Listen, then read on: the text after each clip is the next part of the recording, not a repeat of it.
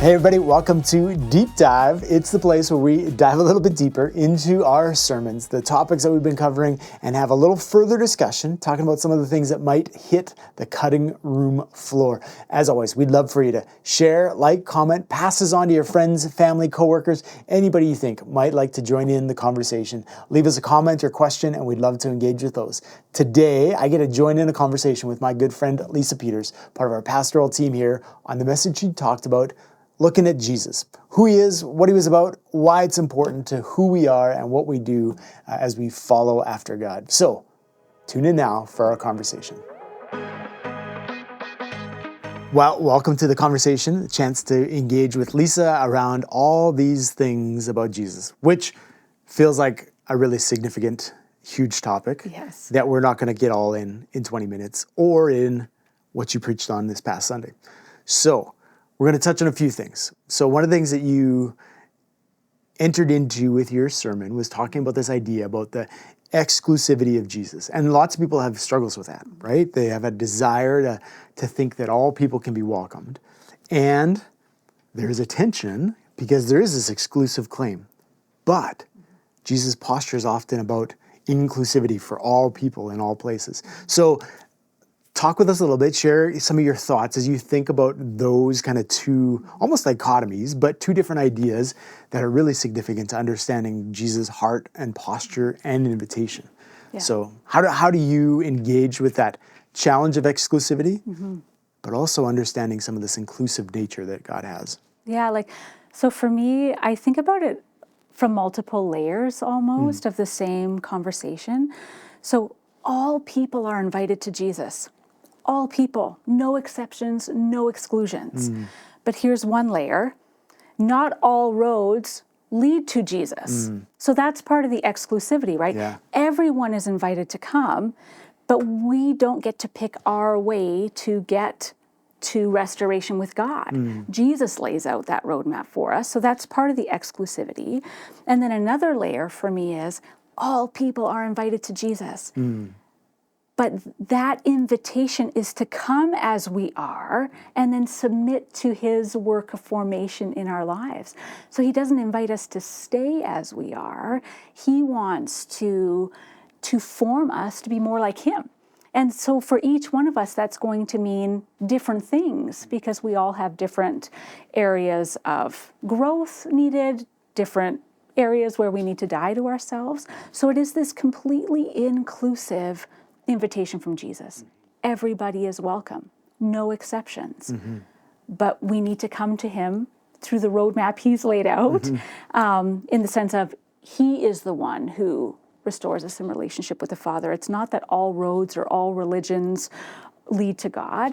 And when we come just as we are, which is what the invitation is, we come with the death to self he invites us to, because we recognize that even though he invites me to come as I am, he doesn't want me to stay just as I am. He wants me to become more like him. So I think that's a significant part in that side of here's who we are as we encounter Jesus in the place that we are. And I think we see this in some of the stories captured in the Gospels of Jesus' interaction with a variety of people, right? You think of like the woman at the well, or a woman caught in adultery, or, Zacchaeus, or any of those. And there is this place of, I've encountered you as you are, your life, your experiences, the things that we bring with us, the hurts and the pains and the choices. But he also has then a new invitation of a different life. And so as you think of us present day living that experience out, kind of unpack some of this idea of invitation to a life lived differently. What does that require of us? Because lots of times I think we'd like to live life and add Jesus, right? Yeah. It's a great addition because he's got great things. And we appreciate this idea that someone loves us. So talk to us a little bit, unpack some of those thoughts about what does it look like to see Jesus invite us to a new life? How is that lived out? How has that been lived out for you as you've engaged with it and wrestled with it? And kind of give us some context for that. I think for me, one of the first places my heart goes to when I think about the life change that Jesus invites us to. So that involves death to self, of course, at a fundamental level. And it may sound a little bit cliche, but I really don't think it is. It's foundational. Is first and foremost, like, this life change happens in the context of relationship with Jesus. Anything outside of that can be incredibly difficult, feel quite legalistic. But as we engage Jesus first in relationship, experience his love, experience his heart for us, experience his compassion, his mercy, his grace. From my personal perspective, I think giving up what he invites us to give up, receiving what he invites us to receive, becomes a bit of a different experience. So for me personally, one of the most significant seasons of life change, and actually it's a season of my life that was a tipping point into everything I'm walking in now, was back in 2015, where I sensed Jesus asking me to follow him in different areas of obedience. But what he was asking from me made me really uncomfortable. In some ways, it hit some real insecurities in me, some real areas of feeling vulnerable and thinking, I don't feel in control there. I'm not sure I want to do this. But I knew what he was asking of me. And in order for me to be able to say yes to that, one of the first things that I had to dive into was his heart. Like, why was he asking this? From what heart posture was he asking this? Could I trust him in these things that felt so difficult for me? And it's almost like, what comes first, the chicken or the egg? As I stepped out in obedience, in the areas of real vulnerability and death to self and sacrifice, I experienced more of his heart for me in that. I didn't know him like I knew him. Like previously, I didn't know him like I did through those really intense seasons of formation, and I'm still living out of that now.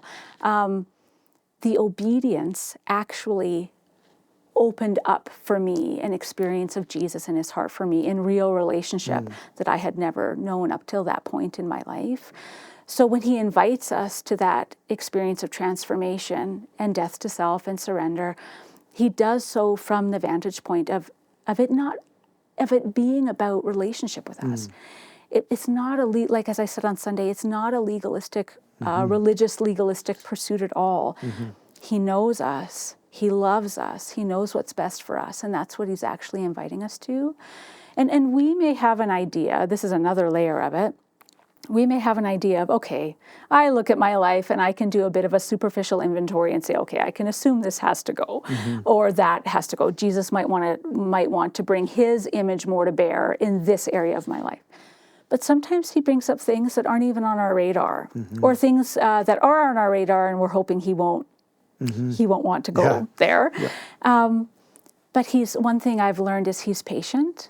He doesn't go after every growth area at the same time.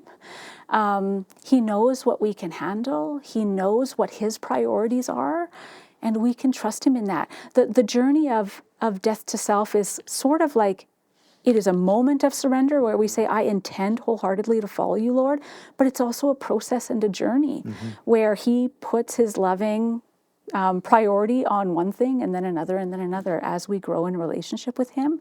So it doesn't happen all at once. The intention of our heart takes place in a moment that we keep reaffirming over and over. I have to reaffirm that intention over and over, but how that gets worked out is a process. And I think Jesus, in just his compassion and mercy over us, he knows what we can handle in any given moment or area of surrender, and he's good to be there with us in it. Even if we require more time than what someone may think is necessary, he's good to give that time and that space. So one of the things you talked about there is this idea of growing in an experience or learning to trust Jesus, right? And I think at times that can be a real hurdle for people, worried that they're going to lose a lot and that he requires much of them.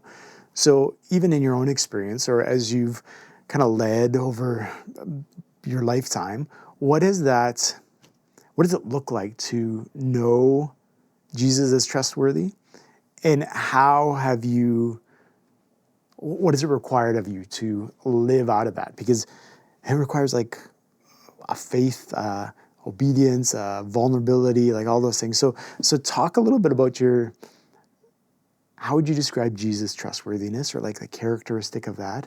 And why would someone be able to trust him and trust that he's got their best interests at heart? Mm-hmm.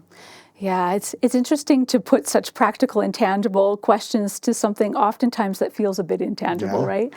I think sometimes when we think about death to self, when we think about surrender and giving things up, we don't automatically in the same, moment think about Jesus's capacity and ability to, like I was going to say, support us in that, like empower us to that by his Spirit, but then also supply more than what is needed to make up that lack. And yet he does that. And so it feels like I'm speaking about something that feels so practical to me, but it feels a bit intangible as I speak about it out loud. So like for me, in 2015, when I sensed Jesus asking me to this obedience that required so much of me, it was taking me out of my comfort zone, taking me away from home, and some of the woundings, some of the trauma that I've experienced in my life was directly triggered. And so initially that felt really scary to me. But what I realized as I followed Jesus in obedience was that not only was he, through his Spirit, empowering me to do that, in a way that all I can say is he did it. Like there was an internal strengthening, even in all the anxiety, even in all the concern, all the insecurity. He helped me. And then he also filled me. So not only did he help me do it, but he filled me with an experience of his presence that made the sacrifice so worth it. So maybe even just to put a tangible picture on this. So one area of difficulty for me has been any time where I feel like I'm far from home and don't have that security that home offers to me. And this goes right back to my earliest memories. Trauma entered my life where home became, just the concern of not being at home was very real. So a couple of the things Jesus asked me to do in 2015 was like fly to California by myself to go to some meetings, which all of a sudden I was like, wait, if I don't have someone going with me, this is not going to happen. But I really sensed Jesus saying, like, I want you to trust me in this.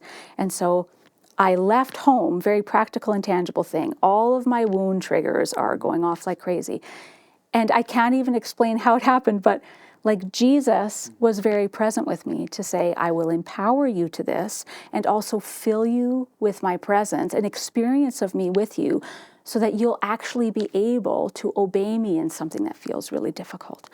So I just trust that for all people, as he asks us to do this, he will provide the empowerment through his Spirit, and he also will provide the presence so that it's not as scary as we initially think at the very beginning when he invites us to it, if that makes sense. And in some ways it is that here's the living out of faith. Yeah. Because it's the things hoped for and yet unseen. And it's an invitation and a promise that he doesn't leave us or forsake us. But it is daunting. Yeah. And it is daunting to lay down any number of the securities or safeties that we build up around us, thinking that they'll keep us safe and secure. Yeah. And actually, at the end of the day, they leave us wanting more. And yet Jesus invites us to, okay, here's what life full and abundant could be. Yeah. Will you trust me for it? So one of the struggles people often have, one of the questions that often comes up to try and get their head around Jesus, and part of it is tied to Kirk's message in the Trinity a few weeks ago about this picture and understanding of Jesus as fully God and yet fully human, right? I want to read a quote you had in your message from John Eldredge, and it said, Jesus never did anything half-heartedly. He said when he embraced our humanity, he did it. He didn't pull a fast one by making a show of it. He embraced it totally and fully, that he was able to die. But God can't die. Jesus did. So, man, that brings up a whole, like, how do we get our head around this? And it is one of the mysteries, but also something that we can unpack on some level. So I know we've had conversations, it's been in different seasons as we've gone through different sermon series talking about it, touching on it in some ways. So talk to us a little bit about how you understand that, how you engage with this both and reality of who Jesus is. I think it just strikes my heart as so humble and generous and self-giving. Like when you think about it, that God, like the all-sufficient one, like the only one who is all-powerful, all-knowing, everywhere present, like to the point where he is like a completely immortal being. He made it. He chose it to humble himself to literally the lowest extent where Jesus died. Like, so when you think about this scripture passage from Philippians 2, where it says that he made himself nothing, that though Jesus was God, he didn't consider equality with God or all of the privileges that came with his divinity to be something that he clung to. It's like he didn't even consider the privilege of his immortality to be something to cling to, but he made himself nothing. Can you get more nothing than choosing to kind of defy the laws of immortality to make it so that you could give up your life, like really give up your life, really lay it down? The one who could not die made it so that he literally could die our death and pay the penalty that sin required from us. To me, there is no greater, more humble, self-giving, self-sacrificing expression of love than that.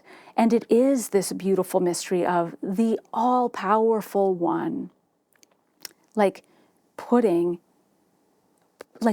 boots on the ground in the most concrete, practical, and tangible ways to say, I know I'm all-powerful. I know I'm immortal. I am going to give that all away. So in real time, like for real, I will pay the death required of you for your sin. I can't help but be completely like arrested by that. And it's this beautiful mystery, but it is Jesus. It is Jesus. It is what he chose, is what the Father chose. Like, and what a beautiful expression of the love of God the Father, right? It's just, it just blows my mind that this is who he is. And this is what we have to remember. This is the Jesus who invites us to death to self. So we aren't being invited to die to ourselves by a God who is stoically removed from what that actually means. A God who is, unaware of what that actually feels like. But we're being invited to this by a God who knows what sacrifice is more intimately than we ever will. This is who's asking this of us. And I think in part that is why we can trust him in this, because it isn't like what you said, it isn't a top down, I have the authority, so I'm going to demand this of you. He's saying, I've done it from the bottom up. I've done it. So now with all of the love I have in the world for you, I'm going to invite you to it as well, empowered by him, supported by him, strengthened by him, because he actually wants to give to us, not take. Like that's the context that we're invited to formation, death to self. That's the context. And to me, he's trustworthy because he has the moral authority to do this. Yeah, it's a fascinating picture of, like you say, that self-sacrifice and the range of that. Like when we think of the range of what he invites us to die to self in, or the sacrifice he invites us to make, the range of experience that he himself has experienced and is familiar with, and is actually inviting us to join him in those spaces is not inconsequential. So significant. Like I would lovingly say to anyone, if there is an area in their life where they sense Jesus is inviting them to any kind of surrender, and it feels costly to them, I would encourage them to lean in and see, ask him, you're asking me for this, or you're inviting me to this obedience or this surrender or whatever. Can you show up here for me in a way where I can experience your heart for me as I do this? I would invite people to actually I'm not saying challenge God, but sort of, put it out there and say, hey, you're asking this of me and it feels really hard. Can you help me experience your heart for me in this and where you are in this? Yeah. I just think he'll help them, and he'll help them see how deeply he loves them. Yeah. Well, and in many ways, it is that picture of living out the exclusivity of the call to follow, that it is through Christ, and the inclusivity of his willingness to walk with us and walk with all people, to experience the fullness of life that's found in him. Yeah. So, yeah.